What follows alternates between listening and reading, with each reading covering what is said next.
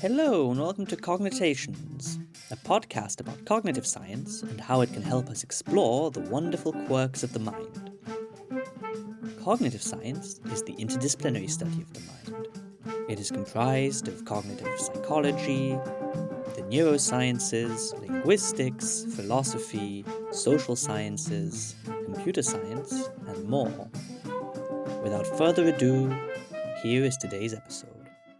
Hello, we're today's hosts. I'm Jay. And I'm Thomas. Conversations shape nearly every moment of our lives. We joke, argue, persuade, gossip, and comfort, all through spoken and unspoken signals we barely even notice.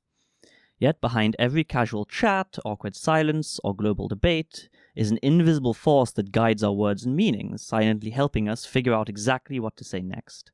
How do we instinctively know what matters in a conversation? How do we effortlessly connect, even with strangers?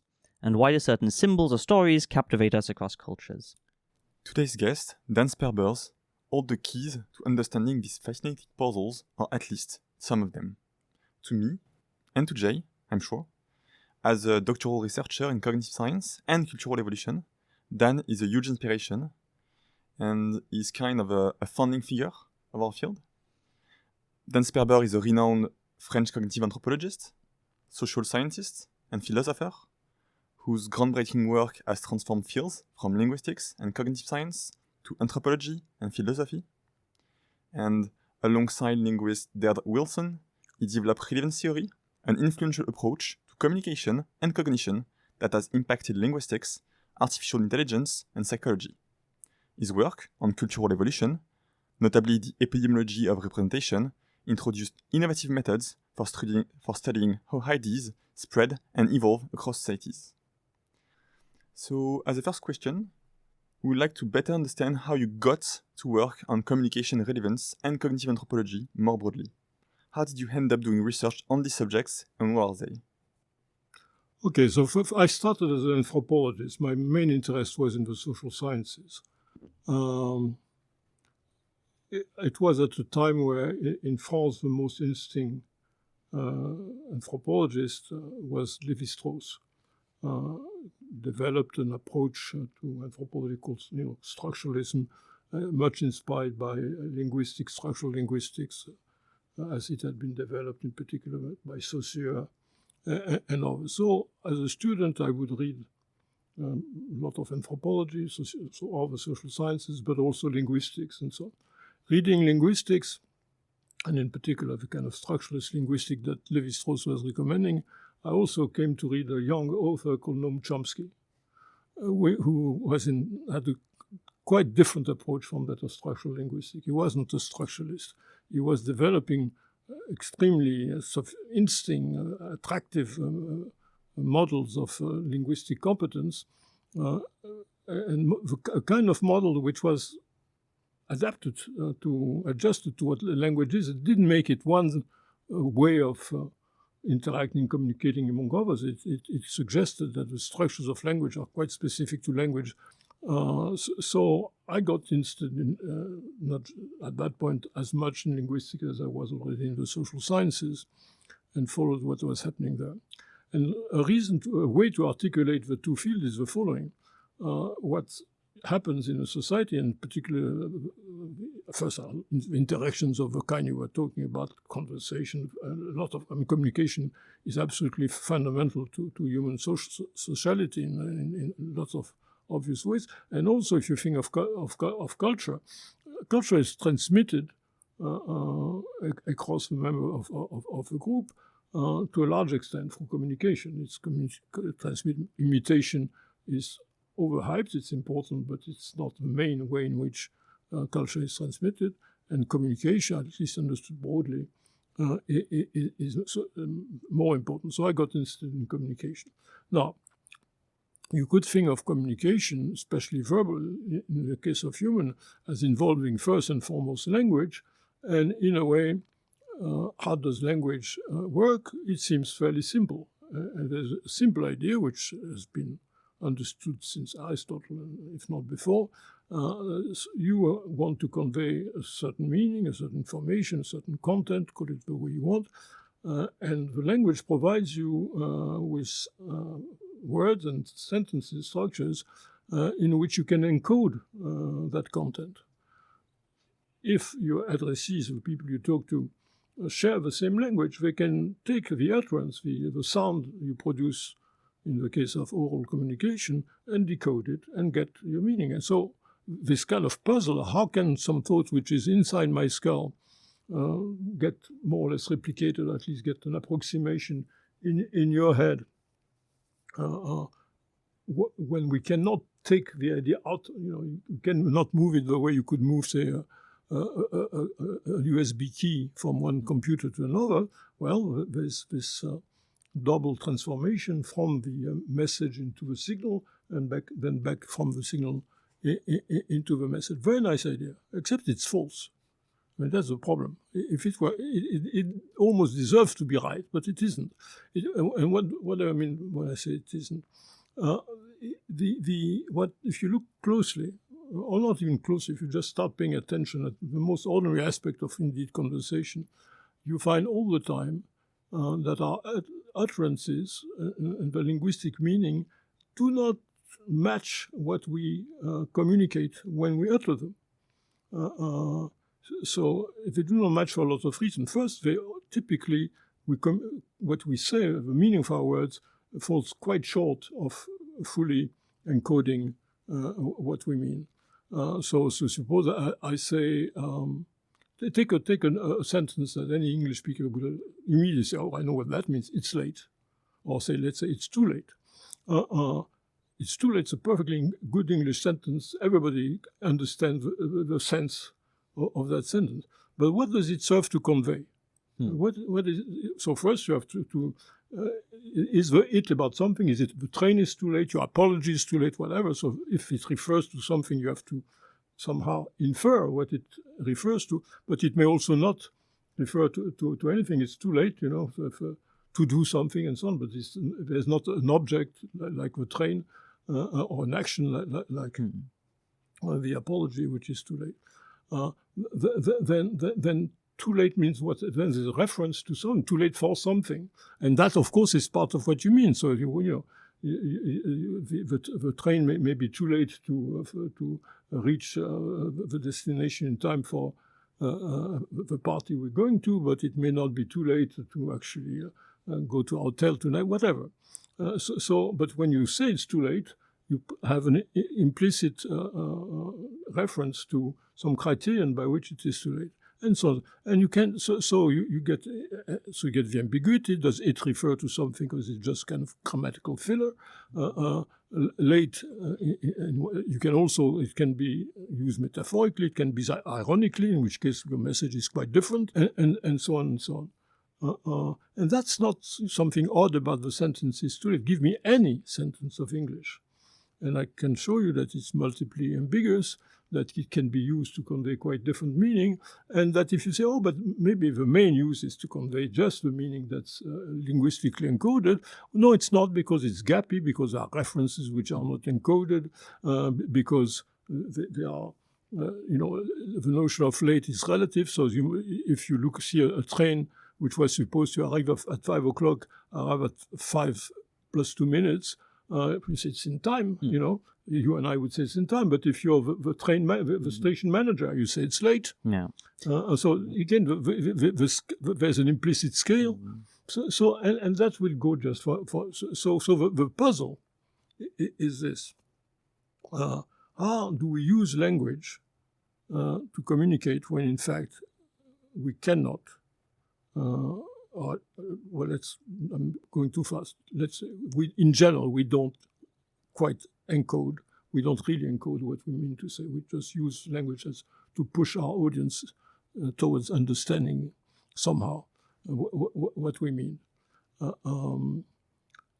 The one view, which is, because what I've just said so far is well known, it's not, but a view of many people who do semantics basically say, oh, you can, it's a problem, so let's set it aside, and end of story. Others have been more interested in precisely the reference, what it refers to, what the im refers to, what the chair, which chair does it refer to, whatever. And so reference has been discussed quite a bit both in linguistics and philosophy of language. But then the vagueness, the vagueness has been instinct to recognize vagueness. But how come that it doesn't stand in the way of communication? And you can use a vague term to mean something quite specific, and so on. So the Ranger's problem is clearly important enough in any case to be worth of a specific study.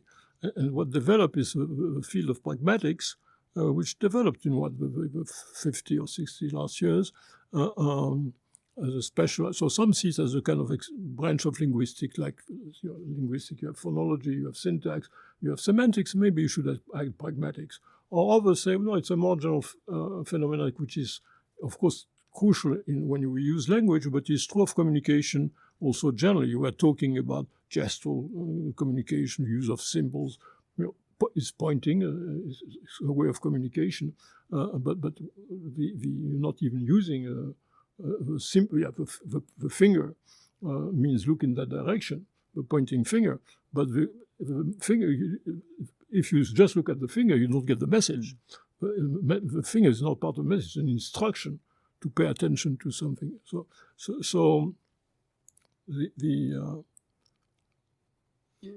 scale of the problem is larger, and there are many theoretical approaches. And relevance theory, which indeed Deirdre Wilson and I developed, to which many have contributed since, is one particular approach. The specific aspect of it is how much is grounded in a certain view of cognition. Mm-hmm. So maybe one intuitive idea could be people already have pre-existing knowledge, like or conventions that they know. And so maybe people just use the information encoded in the language and the conventions that they have memorized to understand what you're saying. That's indeed one view that people have, and I think it's just wrong. Mm-hmm. Tell me the conventions and explain to me how the conventions suffice to say, determine. So people have attempted that. It just goes nowhere. I mean, you can. Yeah, you can take toy situations. You're at the restaurant and you order the meal, and and then indeed the conventions will make it clear what you mean when you say, water. So water is a hugely ambiguous thing, but you mean, if you say just water, then the waiter may ask, bottled or a carafe. But this indeed quite constrained by. But even in this case, I could point out a huge underdetermination and ambiguity. So lots of things. So that's one aspect. In some situations, conventions are well established, and that's part of the context. There's still no simple path from sentence uttered and the context filled with convention to the meaning intended by the speaker. There isn't. I mean, so it's.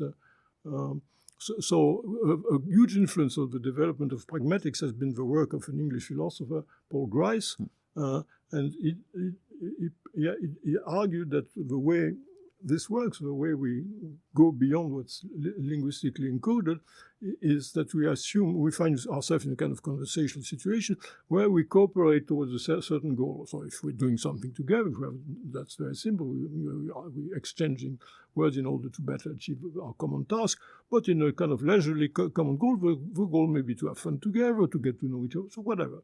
But there's some common purpose, at least, to a conversation.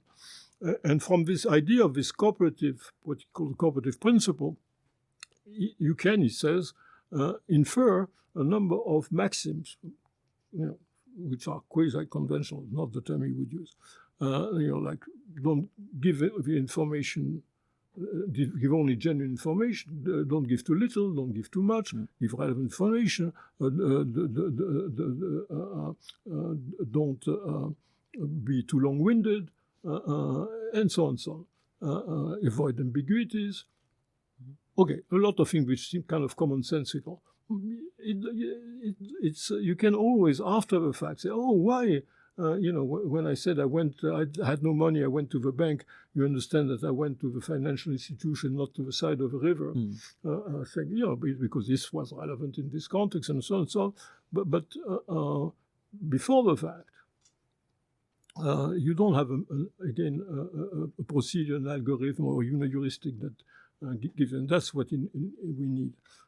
And so what Grice did was hand-waving at some interesting ideas. And a lot of people have followed is so most pragmatics is inspired by Grice, because Grice's idea was that the way we do the inference, again, it didn't produce any detailed ways. We are cooperating. We assume that we do so rationally, so it's rational to follow these maxims. There may be a conflict between maxims, so say, don't give too little information, but give only things that another maxim is speak truthfully.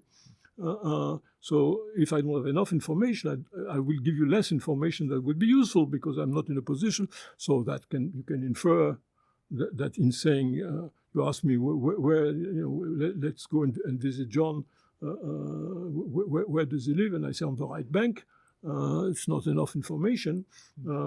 If I say that, it suggests that I don't know better, or it implicates, as he would say. So you draw assumptions on you draw inference on the assumption that your interlocutor is a rational individual. Assume that you are rational and you have a kind of rationality calculus. And this has been developed in some approaches as what's now called a very instinct approach, which has been well developed, which is called rational speech act theory, with both modeling and experiments. You have this kind of back and forth calculus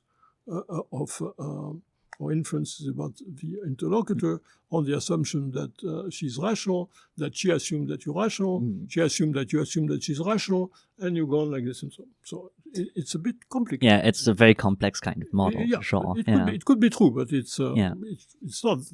I mean, if you think that cognitive system have to be parsimonious, it looks like a heavy-handed. And don't we have a better way somehow to communicate? And you almost want to go back to the surely it would be better to encode everything in language than if we have to go. Okay, they would have answered to this kind of objections, so obviously. Yeah. So, but that's been the dominant view.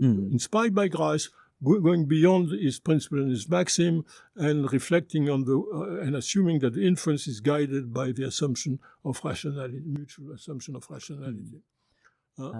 Okay. And we did something quite different. Yeah, exactly. So it's just because we've been through like a lot of things in a short period of time, maybe if I just attempt to like sum up and then try and move on to exactly what you're hinting at. So there's this general problem. The content of the sentences we utter is like greatly underdetermined, and yet we understand one another, quite well on a day-to-day basis.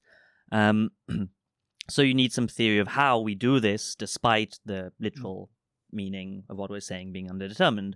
There are conventionalist theories that say that we use some kind of convention we already agree upon. Those are false because it can't solve the undeterminacy. And then there's the Gricean view, according to which each person assumes they're rational, the other is rational, and we apply some general maxims of conversation, and this allows us to decode what he calls implicatures and things like that. And there's versions of this like the rational speech act theory, which give precise models of this. And all of these are wrong because none of them can give us precise cognitive explanations of how we manage to communicate despite the underdetermination. But before we move on to that, I think it might be important to step back and to say, because it seems like we want a broader picture of what communication is and not just conversational communication, right? And relevance theory, which is the theory you defend, really embraces this fully. So what if we step back and just for the audience gave a few, show them that perhaps communication goes beyond conversation?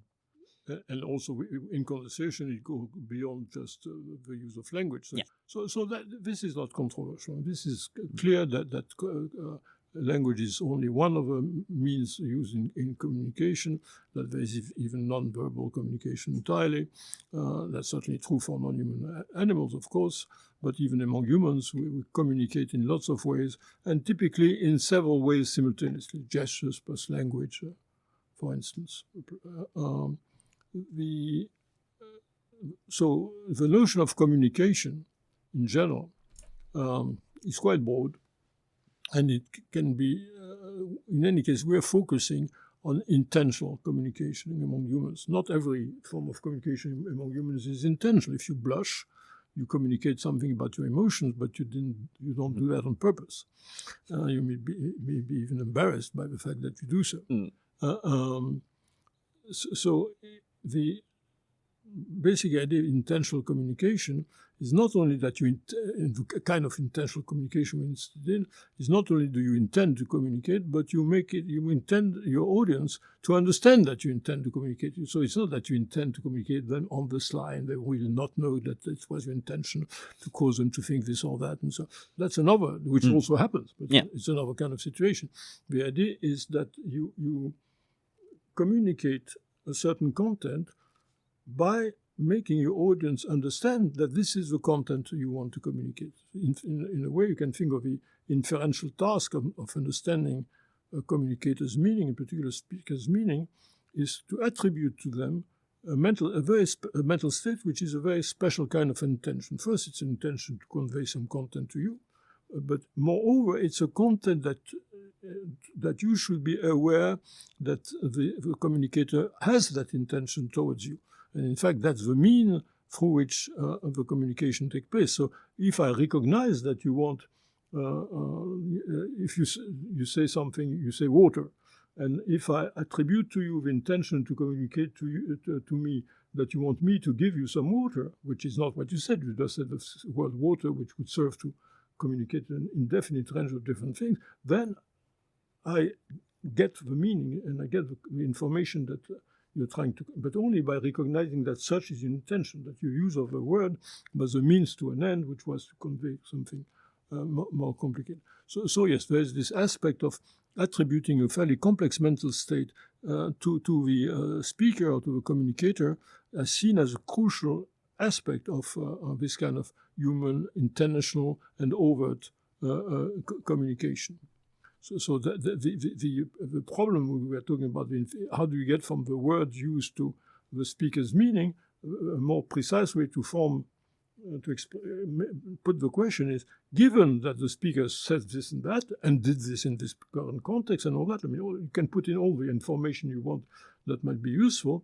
Given all that, how can I infer what her intention was? Knowing that an intention is an intention of a special format, an intention to convey some information to me by showing me that such is our intention. Mm-hmm. It's a subtle kind of thing. That's a Grice, and that's an idea which comes from Grice. And that's what we're all trying to grapple with. And again, Grice hand-waved some instinct ideas, but didn't have a model of something well done. Some people have a model, and even a formalized model. Mm-hmm. I would argue that it doesn't deliver. It works well in little toy situation, but it's not. Can you perhaps give us a few examples then of this being the case? You ask me, will John come to the party? And I answer, it's possible. Okay. So possible, the meaning of possible go from, it's not, the only thing it means, it's not impossible. It may happen. The probability, in terms of probability, it may be, one chance out of one, 1 out of 100 or less, but it's still possible. As long as it's not impossible, it's possible. And then it goes all the way to certain. If it's certain, I force your eye, it's possible. But when you say it's possible, typically you exclude that it would be certain. If it were certain, probably you would say it's certain.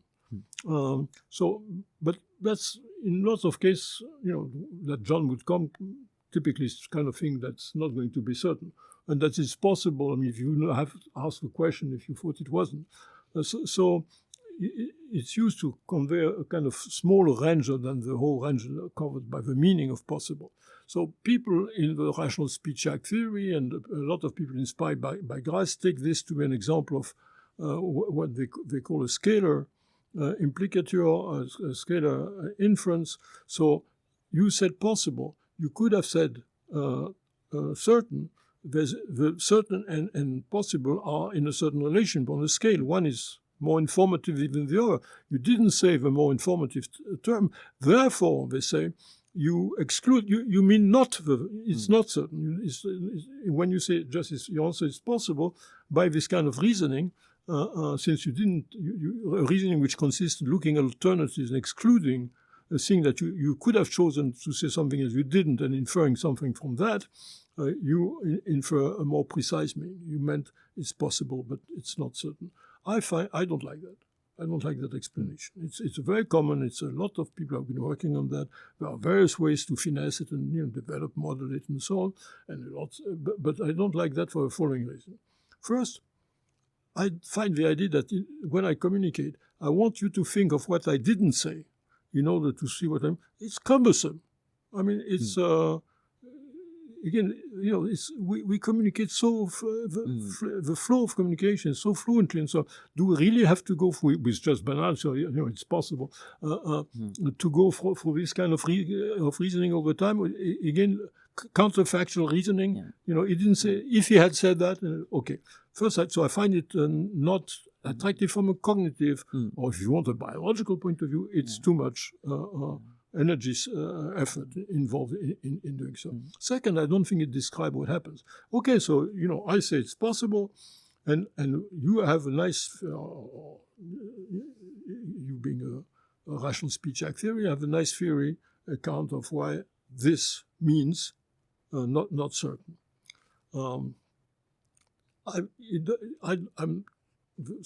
First, I find your nice model is too cumbersome. Second, it's not.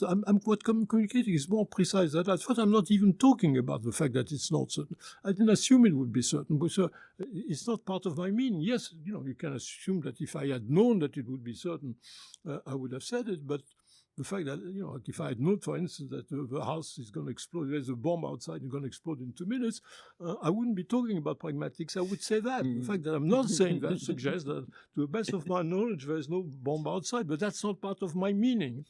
I'm not meaning that by not talking, that it's not the case by not talking about it. I'm starting to wonder if you didn't put a bomb outside. Not this time. So first, they say, the meaning is not certain, where in fact you can say it's possible without... Certainty is not at issue. So I'm not communicating about that.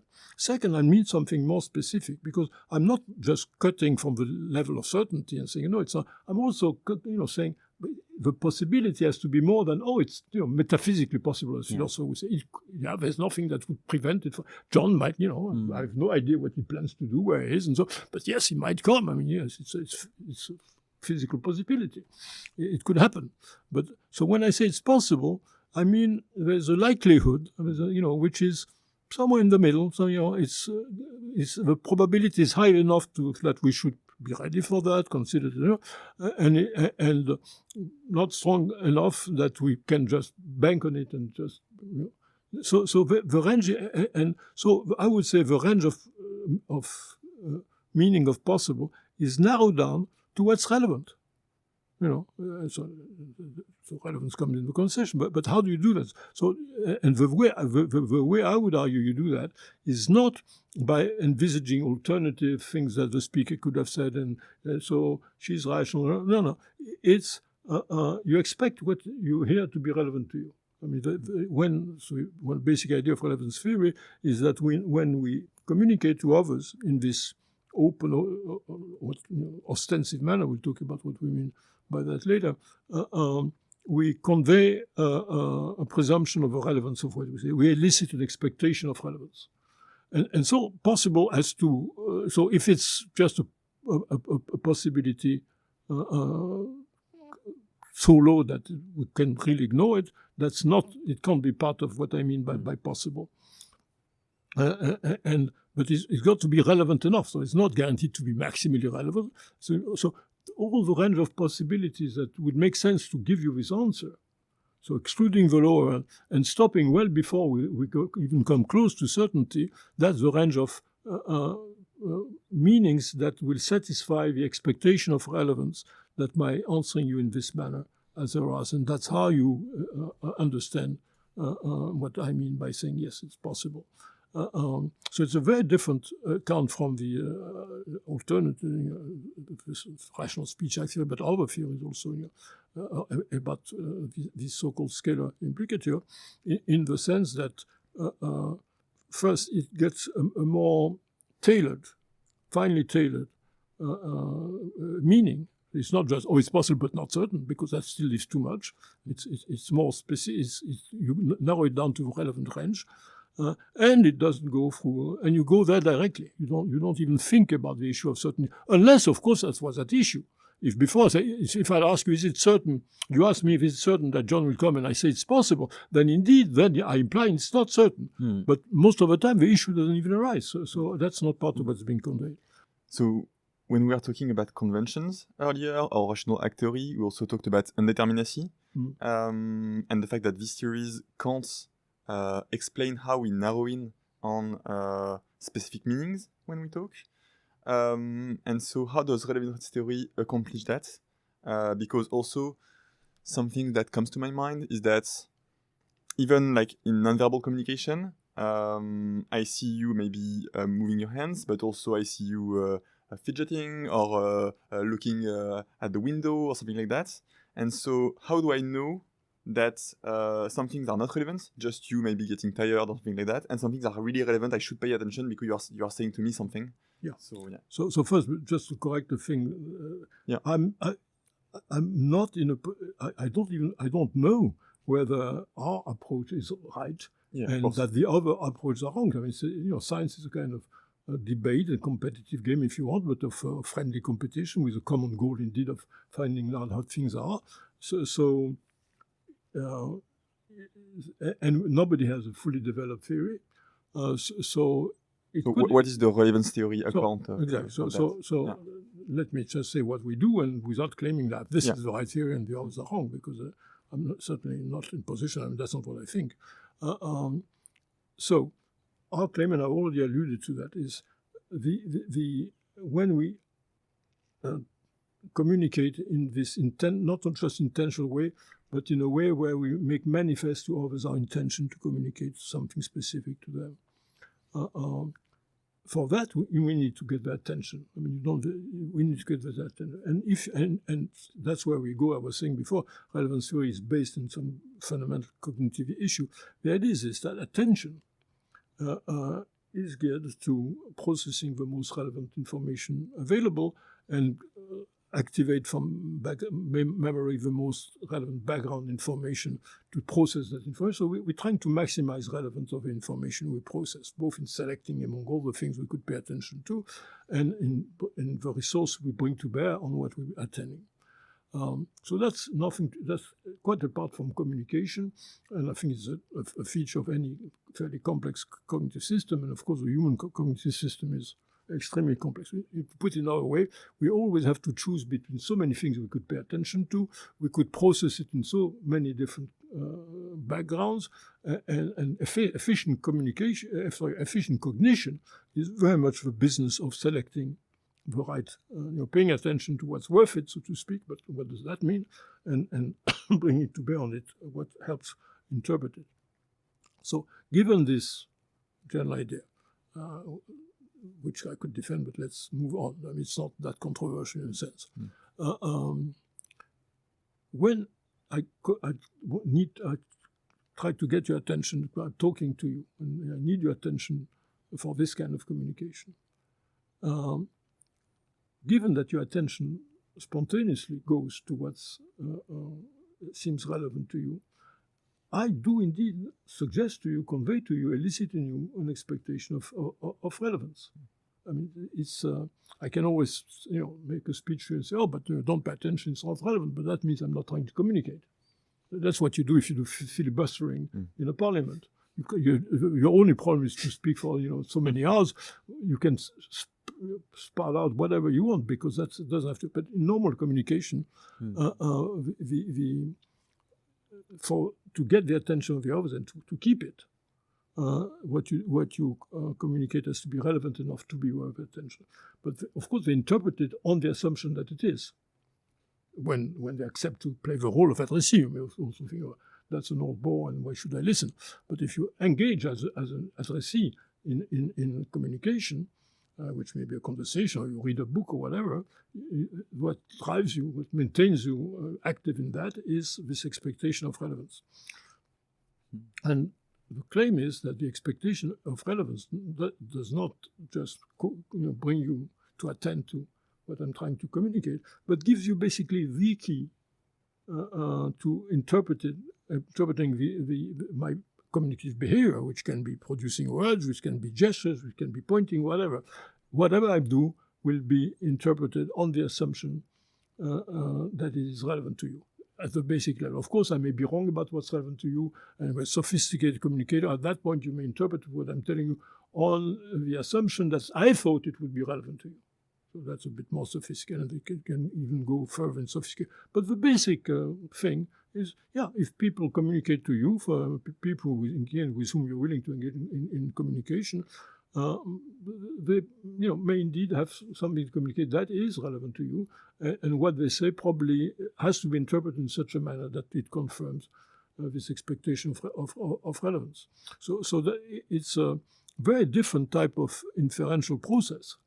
It's an inferential process which calls less, whereas the rational speech act theory calls for kind of rational choice. What relevance theory suggests is you have first to think of a kind of neural processes that do the job, and it starts at the level of attention. So attention is a competition between stimuli at all neural level, from the stimulation of on your retina or in general your sensory organs, and most of the stimuli get discarded very rapidly, and they compete to go up, possibly all the way to working memory.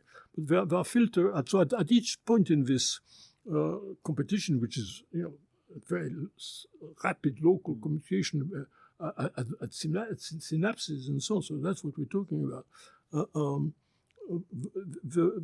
How does it work? I mean, how can the neurons involved, so to speak, select the information that is relevant enough to be processed? First, there is, of course, no sure way to do that. There is no algorithm that will grant you that.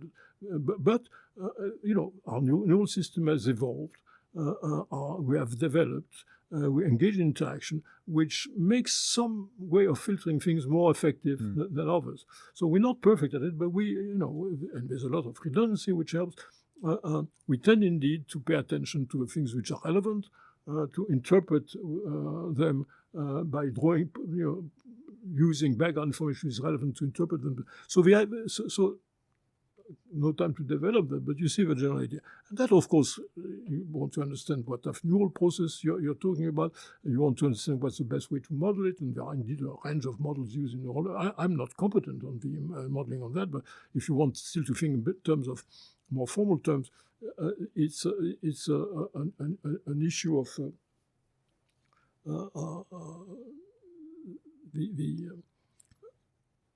one way to look at it is you have to balance the cost and benefit, and that's the way we actually describe in most of our work. But if you think of a more local thing that happens at each level, you want to diminish what's called the opportunity cost. That is, you have a number of possibilities. If you do one thing, you will lose the possibility. If you select this, then you lose the benefit from there. You have to select so that what you lose is as little as possible. And there's modeling for this, minimizing opportunity cost. So that's the direction in which I will want to expect things to be modeled.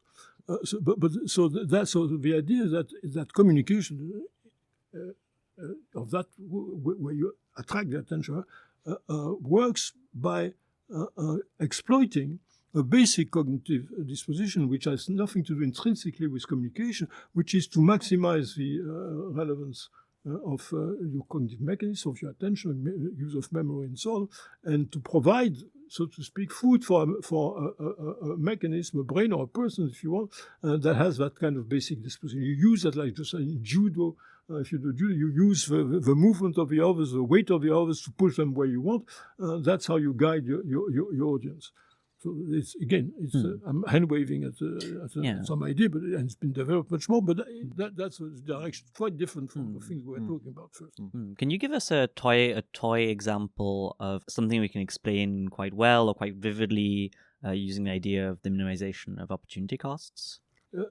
If you point to something, this is also a form of communication. You don't use language. It's quite underdetermined, because when you point in the direction, what you're saying is there's something in the direction in which I want you to look that will be of relevance to you. Again, relevance is guiding the thing, but in the direction in which I point, right now I'm here in the studio, I'm pointing at the white wall, but typically there are lots of different things which come under lots of different description. So what are you pointing to? If you start pointing at something that's relevant to you, for instance, I see you're looking for your telephone, and I point, to and you come to the piece of furniture there. We can't see what's on top, but given that what's relevant to you is to find that, and I point to, I suggest, the interpretation of my pointing is that you might find on top of this cupboard the thing you're looking for, namely your phone. And I'm not pointing at I'm not pointing at the piece of furniture. That's not it. Not pointing at the poster that is on the. Because all this is not relevant to you. So you interpret in other condition, and if we're talking about where we can, are there any place to put the papers in this room? I could point to the cupboard precisely to say, well, that would be a place, and so on and so on. So the same things can. The same pointing, the same direction, will lead to quite different interpretation, where you will be guided in interpreting my point by the assumption that it's, or the expectation that there is in the direction I point something that's relevant to you. Of course, again, I might be wrong, you might not trust me on that and so on, but that's the key to interpretation of the pointing. So here's a simple, you were asking more specifically about how you deal with opportunity cost. Yeah, okay, this cupboard is somewhat interesting. The color is a typical furniture for this kind of building. Yeah, okay, you could, and there's a poster, and it's a kind of nice color, and then it says 10 cups. So also, maybe, but they all, you can pay the cost of not paying attention to that. If the benefit you expect from from my pointing is to get your telephone. So the competitors, even though they may have some, marginal relevance, your expectation of relevance is greater than that. Yeah, so we could, I don't know, let's say that you're not Dan Sperber, but you're my partner, and we're currently looking for new furniture. Then maybe in another situation, you pointing at the furniture could have been oh, this is a nice thing. You, me, and our auditors can all think. It's very simple. You point at a situation where there's several kind of objects. What are you pointing out? And even so, typically there'll be a range of possible interpretation. When you do it in communication, when you do it appropriately, it will be something that is worth the attention of your addressee, of the person. And if it's not, then communication fails. By the way, any theory of communication must explain not just how it works, which is quite explained, but also how and when and under which condition it fails, in what kind of misunderstanding take place, and so on. So the basic idea is what characterizes the kind of communication I'm talking about is this. You not only communicate, you also communicate that you communicate. There's a meta-communication. You ask for the attention. That's what we call ostension. Ostension is from the Latin word which means showing, displaying, if you want. So you make manifest the fact that you're communicating, and that conveys or elicits an expectation of relevance automatically. So it's not like a custom or a convention that you've learned. It's just because it does so because it's understood as a cooperative. I'm trying to help you. I'm not trying to hit you. The basic assumption in communicating, as opposed to other forms of interaction, is that we may have lots of disagreement, we'll be competitive, but the communicator itself, you want to convey some information to me, and I want to know what is the information you want. And that's even true if I tell you something nasty, or I'm refusing to do what you want, or I'm even insulting you. You still want to know my insult. So it's a very limited cooperation. But if you insult somebody in a way that they can't even understand your insult, communication fails. So there was something to be achieved which needs success on both sides. The communicator succeeds to convey the content she wants to communicate, and the addressee. So that minimum of cooperation, which is much less than what Grice says, communication has to have a common purpose. So the common purpose of communication is communication itself. Maybe typically there are more, but at least you need that. And to put you in that kind of situation where we are engaged in that kind of very informational cooperation, I have to make manifest my intention to do that, and to do so in such a manner that elicits in you an expectation of relevance, because otherwise you won't pay attention. So that's the, and indeed, if you think of in ongoing interaction, if somebody always is totally relevant to you and so on, then you stop paying attention. Or the drunk in the street who say, look, you don't even know. No expectation of relevance. So next time a grumpy Parisian insults me, I'll ask them to thank me for paying attention to them. And I'm getting insulted by Parisians. I apologize for it.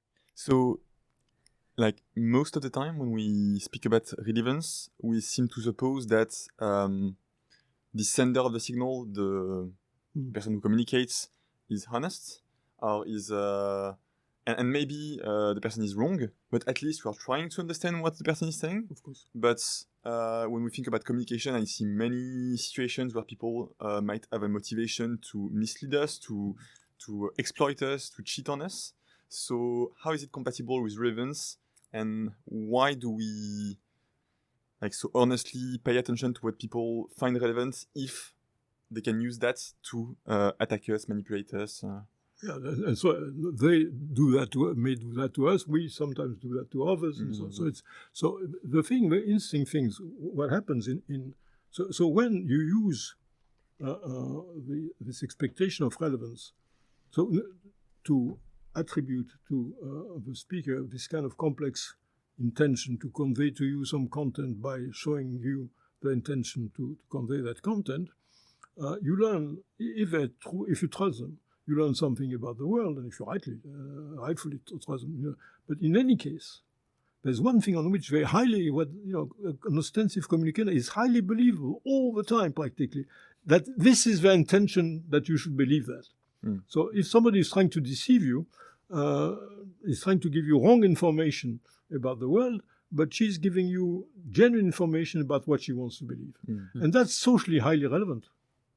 So there are some people we don't trust at all, and indeed we don't listen to them, or you don't read what they write, and you don't follow their podcast or whatever.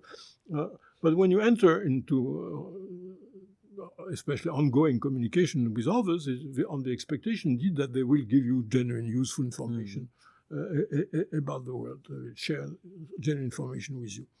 But even if they don't, they tell you, they reveal something about themselves.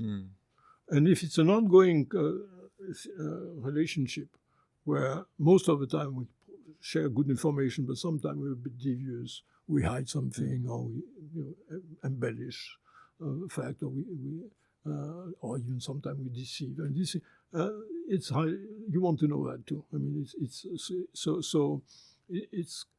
and of course it might be our interest to mislead others and so on, but precisely because we own basically these actions, because we've made totally manifest that we want them to believe that, you're taking reputational risks in doing. So part of the work we've done with others is on what we call epistemic vigilance. So human communication is at the risk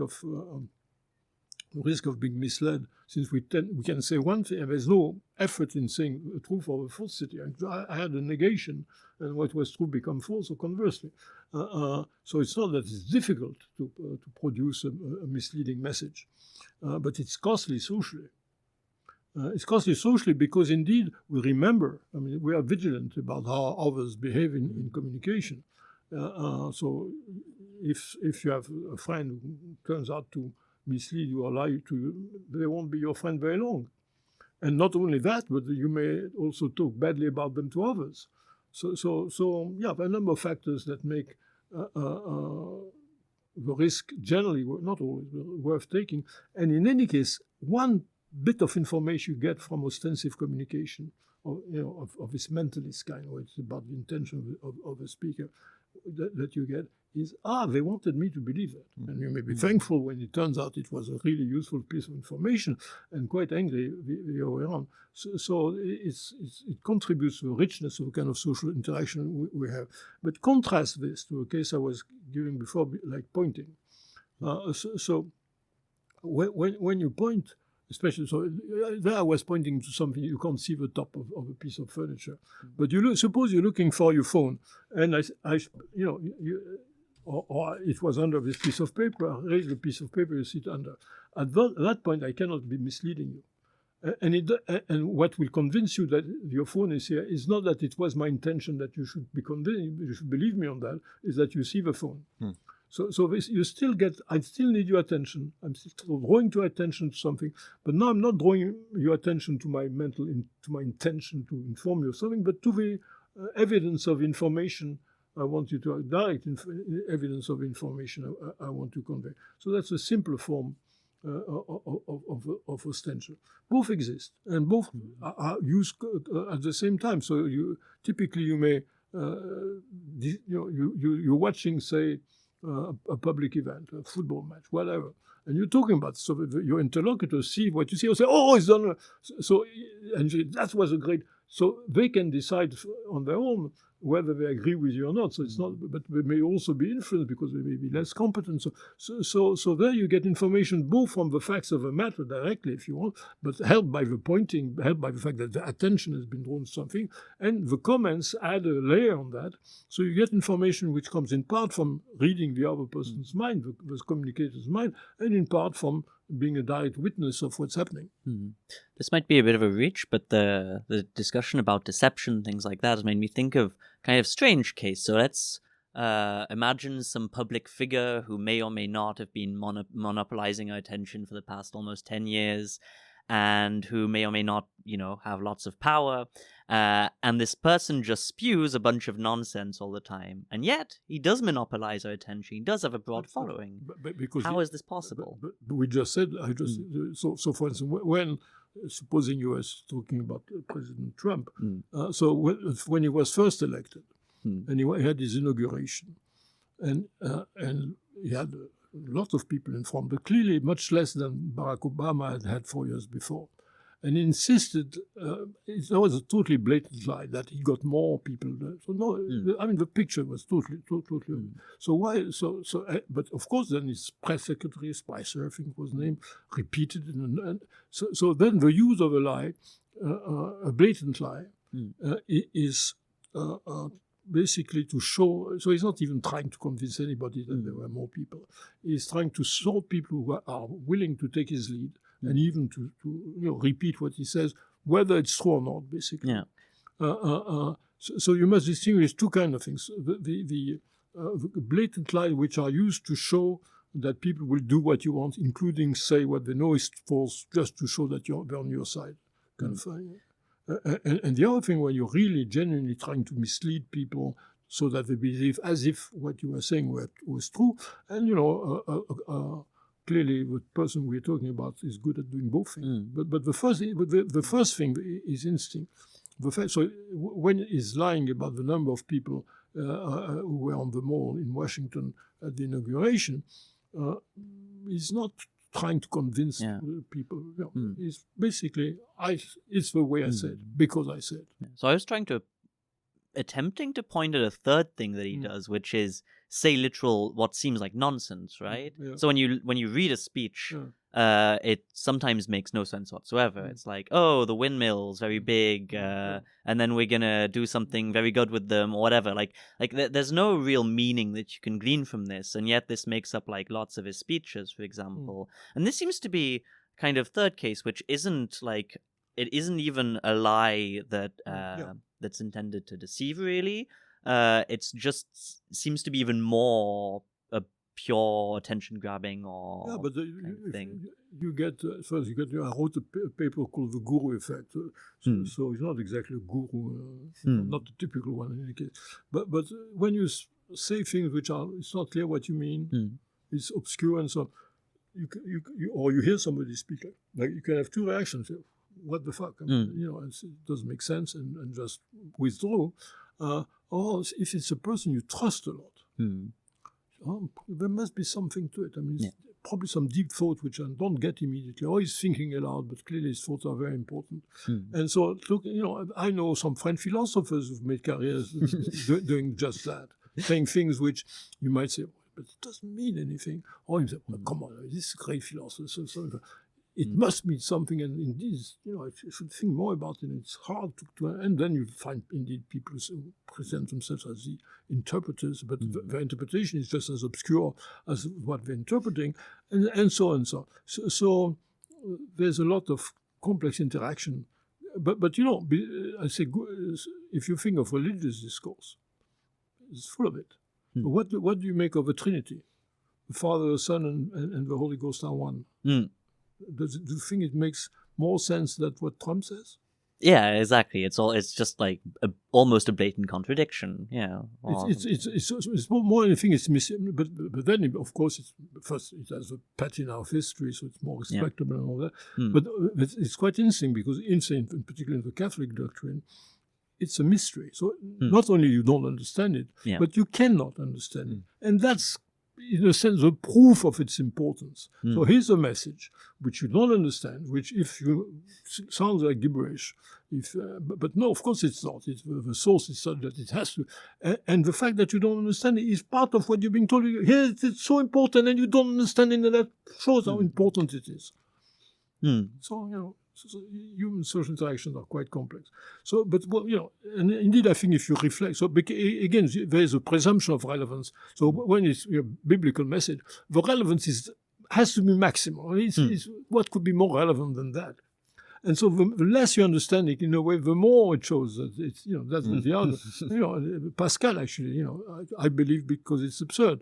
It's not quite clear what he meant. His statement itself is a bit obscure.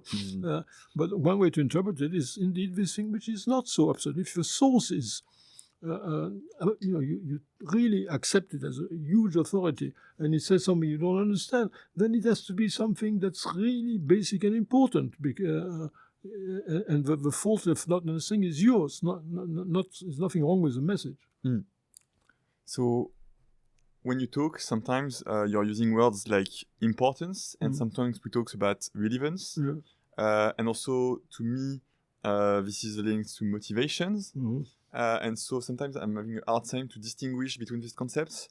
And also, like, when we talk about the Catholic Church and the Trinity, we talk about maximal relevance for everyone. This is something universal.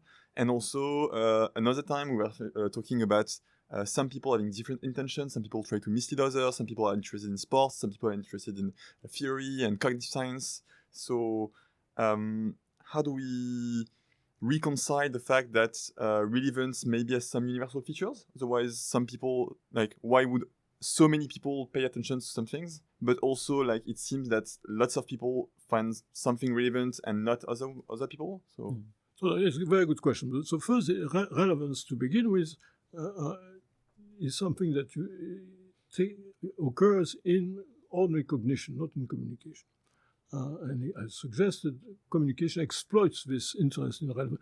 And so there is one debate which is, is relevance always relative to specific interest goals and so on, or is it some more abstract property? So when I say the human cognition is geared towards relevance, you might say, yeah, sure. I mean, we try to achieve our goal and ward off dangers. And so you could start to make a list of things which, but then when we move to curiosity, which not all animals have, but some do. Have some omnivorous animals are very curious of all kinds of foods, which herbivores are not. But it's possibly relevant as food. So the basic issue, and again, we almost have to go down to a neural level to get at it, is on what basis can a neuronal system both inhibit certain neural signals, and amplify others. And it's so in doing so, again, it's those. So the idea is it's geared to doing something that, of course, it doesn't. It's not doesn't have intention. It's not intentional behavior, but it's geared to optimizing the relevance of the input that's through it amplifies in the following manner. It's geared to give precedence to inputs that are likely to interact with background information and produce more effects. I mean, they will change what you do, what you think. They will act, they have more consequences if you want to. Okay. Again, it doesn't know that it will, but it has. The idea is it has been geared to all these micro steps in the processing of inputs to do that. So when you look at the literature on attention, it's triviality that attention is geared at relevant information.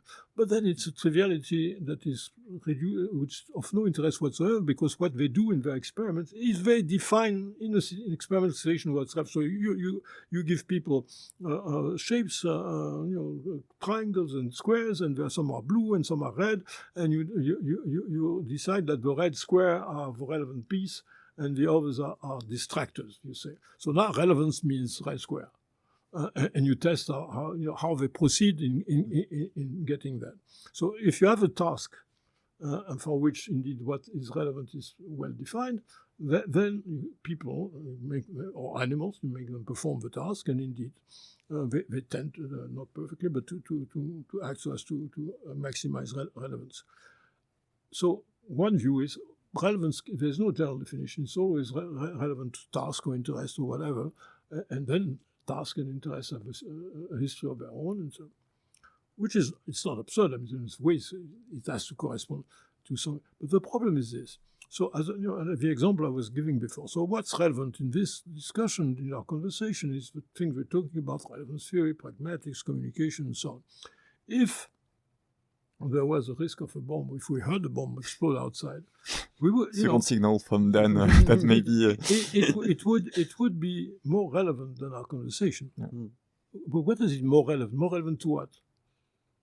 Our interest. So to what interest?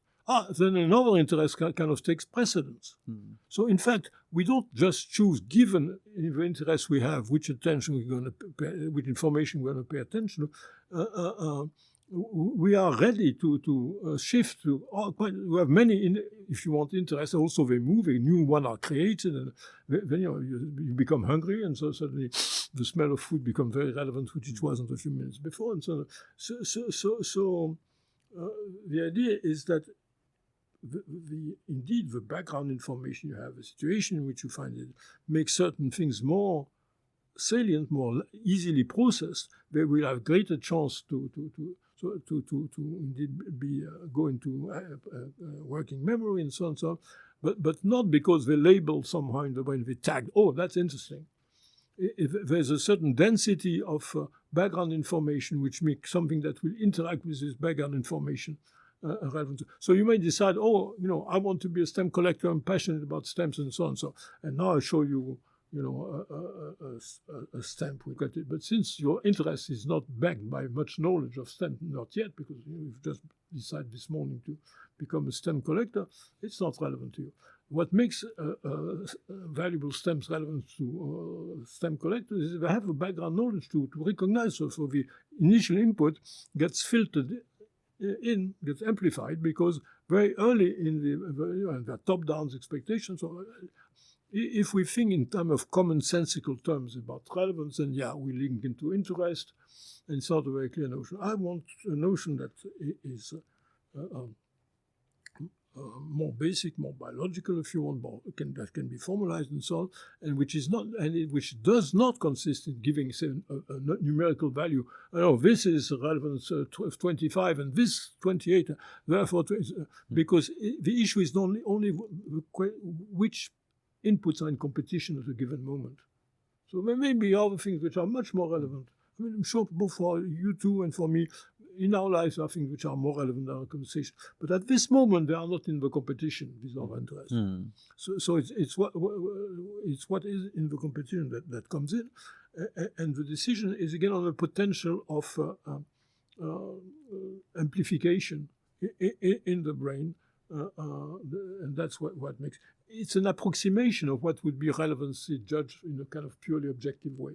What suppose God looked and said, in Thomas' brain now the thing he should process is this rather than that.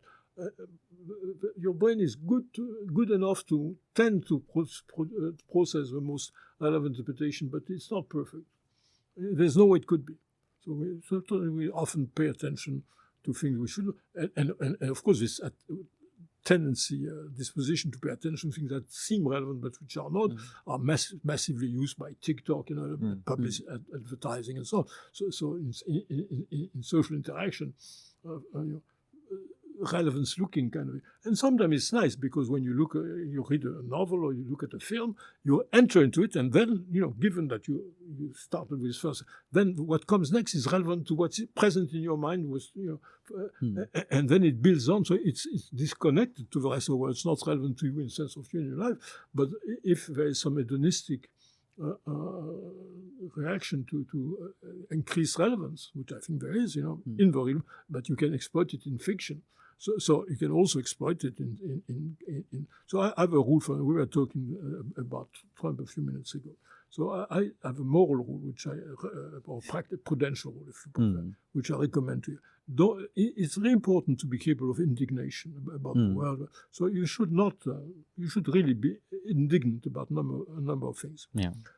But don't spend more than 15 minutes per day. But it's not really seriously. So the part of the thing that Trump does is to cause indignation about things that go nowhere, and therefore you pay no attention to things that matter much more. So 15 minutes of indignation daily, you brush your teeth for 2 minutes, be indignant for 15, and beyond that, you're a victim. Your system is being exploited by.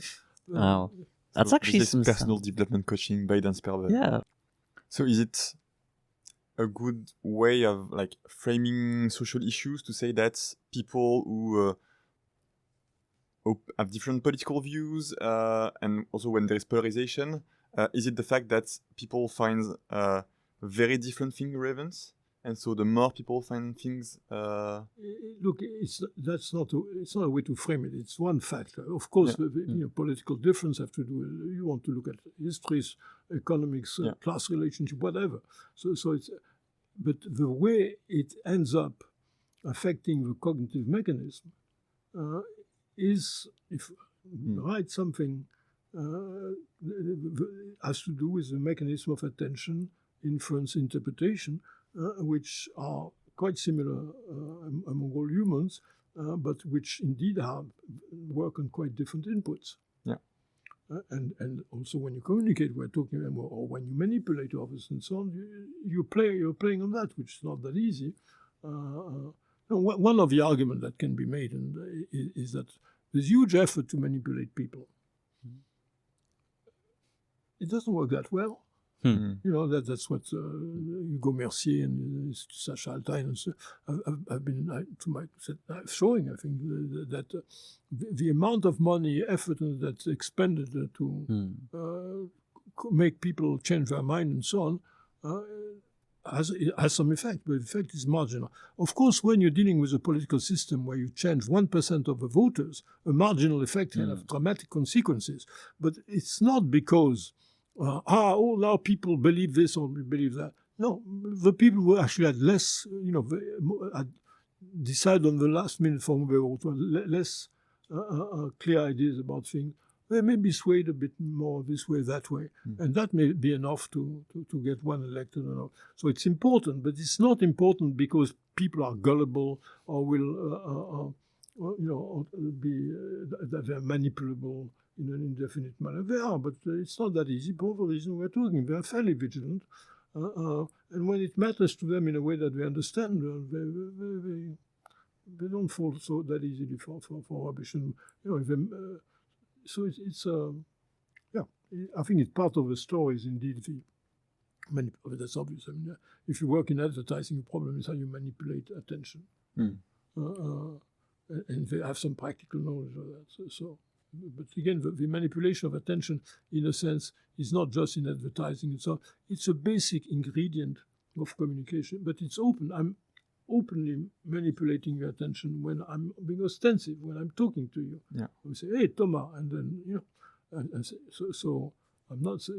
So manipulation may not be a word because we think of manipulation something done on the sly, but the mechanism is the same. So what they create is a presumption of relevance, and they find ways which have to do with human psychology to do that efficiently.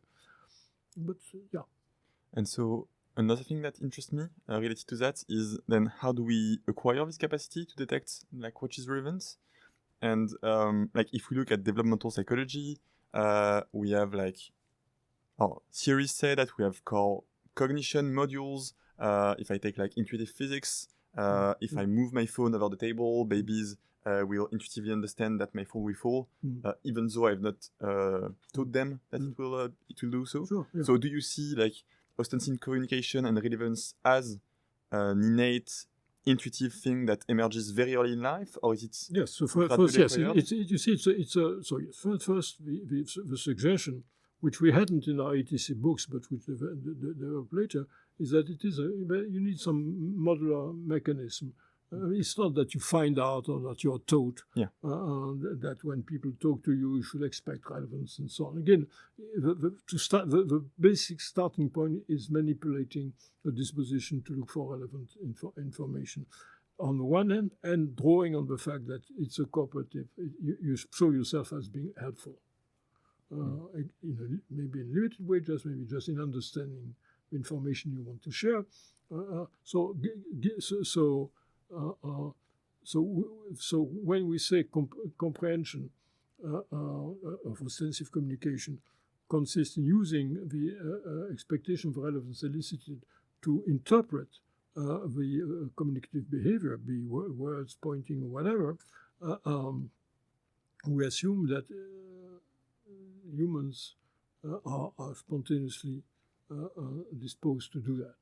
They don't have to learn the basic thing. They improve and so on and so on. What's more difficult, and they have a bit more learning that goes into being communicators. But the interpretation is, but there too we have, of course, evolved dispositions. So that's the basic idea. And there's a very important. So I mentioned the kind of ostension that works by revealing to your addressee what you want them to learn or to think or to accept as true and so on and so on. And which involves high-order mentalizing of fear of my attribution of mental states. I also talked about pointing, and I said, when I point to you, I'm getting your attention.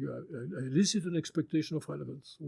But this time, you don't necessarily need to go for my attribute to me an intention, because if you see if looking at what I point to is relevant to you, it may be the fact that it comes with an expectation of relevance may have increased. You might not have paid that much attention to have initially you don't see anything, but because of an expectation of relevance, you look close. But the moment you see the thing itself, you don't need my authority. I don't have to be reliable. It's your phone. I mean, you see, it's your phone. Okay, so but you can, in the simplest form of ostensive communication, you use just that. I mean, basically, it's you show rather than mean. You don't mean something, you show that something is the case. That is by producing, showing to your addressee evidence from which they spontaneously will infer the relevant information. So if you think of development, infants, or if you think across species, how much do infants have the capacity to attribute complex mental states to others? I'm among those who think they do have high capacity. So where these long time said, we can't pass a false belief. So I don't understand that others have belief and can have false belief until the age of 4. And then a number of experiments I've been involved in some showed now 20 years ago that infants, 1 year old or even younger, also are capable of attributing false belief to others, so, recognizing the mental state of others. Here we're talking about a very special mental state that has to be attributed, namely a communicative intention. It could be that a communicative intention is something that we recognize spontaneously. That we don't have to construct this complex kind of thing. We don't have to go to higher order of interpretation. It has this structure, but you don't have to go into the structure of something to recognize it. You don't have to our capacity to detect phenomena doesn't depend on our properly understanding it. Let me give you a very simple example. What's the difference between walking and running? When you run, both your feet leave the ground at the same time. And ask the good answer. So ask the question around. Most people don't know. They say, "Oh, it's faster." Yeah. And if you tell them that, that indeed in running, you start running when you both feet are off the ground, they discover something. But what they discover is not that there's a difference between. They knew exactly how to detect running and differentiate it from walking. Yeah. But they didn't have an account of theory and analysis of that. So my argument would be, we detect ostension. That doesn't mean that an infant detects intention. I would argue that great apes detect ostension spontaneously. It's not that they understand how it works, no more than they understand how running works. But and also ostension is not that hard to detect because it's an action that aims at being detected. Yeah. So there are not that many actions that aim at being detected. Okay. For the what about the mentalistic form, where you basically what you attribute, not pointing, but for instance speaking?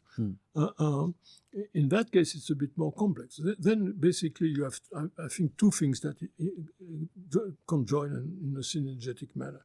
On the one hand, you have this capacity to communicate by ostension, to draw the attention of the other to something that's relevant, that we see or interpret as being relevant to them. And again, you can do that just by pointing. They have to understand that you're addressing them, so that they understand that this is the kind of action you're doing, ostension, if you want. But they don't have to read your mind or attribute to more complex mental states. When I speak, and I say water, please, for instance, I'm not pointing to anything. You have to understand that I mean that I want you to pass me water. And so you have to read my mind in this case. And to read my mind, not that I want water, that I want you to understand that I want to communicate to you that I want water. Maybe I don't want water. In this case, you don't want water, right? Because otherwise you'd drink. Exactly. So that's a complex kind of thing, which, as I said, I think evolved in at least in humans. I mean, it's there for it's an evolved disposition. It's active in infancy and so. And again, I think the two types of ostension, the basic one without the mentalizing and the mentalizing, but coexist in humans, and we use both all the time. We mix them all the time. It may be that infants are more sensitive or use more the showing than the communicating a meaning, so it's more, and it may be that other apes are maybe sensitive to ostension but are not good enough. They have mentalizing ability, but not that one. So what happens? So when we started, when launched the theory, we were really focused on pragmatics, on language, on humans. We accepted with reservation the Greissian idea that in communication, the communicator gives evidence of intention to convey some content to the addressee, high mind reading, if you want.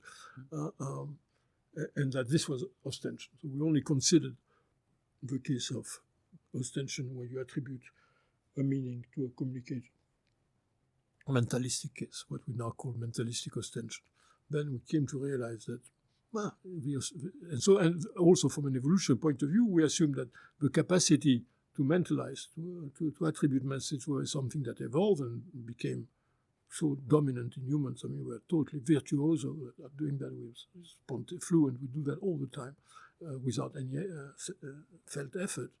And that the kind of communication, ostensive communication we're talking about, exploits this mentalistic capacity, which didn't evolve for communication, which evolved to better predict the behavior of others, either to compete or to cooperate. So it's just understanding better what others are doing. Not what you do in communication is you reveal something about your mind, which the rest of the time you're not. That's not what you do. And so we assume the trick of ostension, I'm getting your attention, therefore it must be relevant, was a kind of add-on to the mechanism of using mentalizing to communicate. And now we've changed our view on that, because paying more attention to what happens when in fact there is no meaning in a proper sense. You point to your phone on the table. I don't mean something. I say, I share a piece of information with you, that your phone is there, but not by meaning that it is there, by showing you that it's there. And again, it's the same basic mechanism of ostension. So now the argument is that ostension may have evolved in primates, in particular in great apes, possibly even before that, in the interaction. And we discuss in a recent paper, there's quite a bit of evidence that goes in that direction. It's very speculative. So, we may be right, we may be wrong, and so, but it's an interesting issue. So it may have evolved as a way to make intentional communication, of which we know they are capable, more effective. I mean, use the fact that, you're communicating intentionally to me. Well, first, maybe you're trying to deceive me. But now you're doing that openly. You're putting your reputation at risk, so to speak. Then maybe I have to, you're being cooperative, so maybe then the information is relevant. So it evolved as an aspect of intentional communication on one hand. Mentalizing evolved, certainly in primates, but much more in humans, to a much higher degree for other reasons. The two got involved together in ostensive mentalistic communication, exemplified above all by linguistic communication, but not uniquely, and made it possible for human languages as we know to exist. Because there's something very weird about language. I mean, you can wax lyrical about the unique semantic power of human languages. Indeed, I mean, no other signal system comes near. If huge, you look at animal signal system. If some species may have 100 signals, wow! Humans, it's tens of thousands or more. And then we can combine them, and then we have recursivity. So we can create an indefinite variety of utterances. So fantastic, great tool for communication, except that it's totally defective to communicate. Because to communicate by means of coding and decoding, you need things which are not ambiguous and which totally encode in full what you want to convey. Sense of language are hugely ambiguous. They're vastly underdetermined the interpretation. So that's not what you want if you want a language communication. That would do all the job, like you do, say, with machine languages and so on. So clearly you leave so much to infer. So our slogan is utterances don't encode the speaker meaning, they provide evidence of the speaker meaning. And then the issue is how is this evidence being used? And that's what pragmatics in general should do. And one of the theories that try to do that is relevance theory. It uses tension. So that's the general perspective we take. Well, great. I think it's just about time to wrap up, and I think that was a great overall description of the theory to end this. So before we wrap up, we like to ask our guests if they have any recommendations for anything really, a piece of media that illustrates or makes us think about the topics we've breached, or even just something that's straightforwardly about the topics we've discussed. I could, in a way, mention literature, programs, and so on, because we're involved in communication all the time. So my recommendation is not to look for one source that will give you more insight of it. It's just as a kind of exercise, if you're interested, make the effort of thinking about communication which involves conversation, reading something, listening to something, first ask yourself, how much is the information genuinely encoded? How much is interpretation uniquely determined by couldn't the same words be used in different contexts and mean something completely different? And second, see, get a kind of feeling for how you get from the communicative behavior, linguistic or otherwise, to an interpretation, and explore the possibility that an expectation of relevance plays a central role in that. So I find that students and friends, I found it, there's a little game to play for yourself, which often makes a lot of sense. Well, I'm going to allow myself to recommend Relevance, because when I was starting to study psychology and starting to dip my toe into interdisciplinarity, and I started to know that I wanted to do like cognitive science, as this interdisciplinary thing, I read Relevance and it kind of blew my mind. I found it amazing as this kind of great example of how you can do like this kind of interdisciplinary theorizing that has like these far-reaching consequences. So thank you for that. But that book was published in 86, so 40 years ago. Slightly revised edition in 95. There's a collection called Relevance and Meaning, published in 2012. First editor is Deirdre, which I would recommend more because it's a collection of essays, so it's easier reading and it's more up to date. And more is coming out, so it's. And again, there are lots of other approaches and other theories which, whether I agree with them or not, are quite interesting. It's a very much contested issues, which I find interesting people in the conversation. Great. Thanks for the recommendation. So, thank you also, Dan. That was really great. And Yeah, okay. Well, thank you. Thank you. Bye.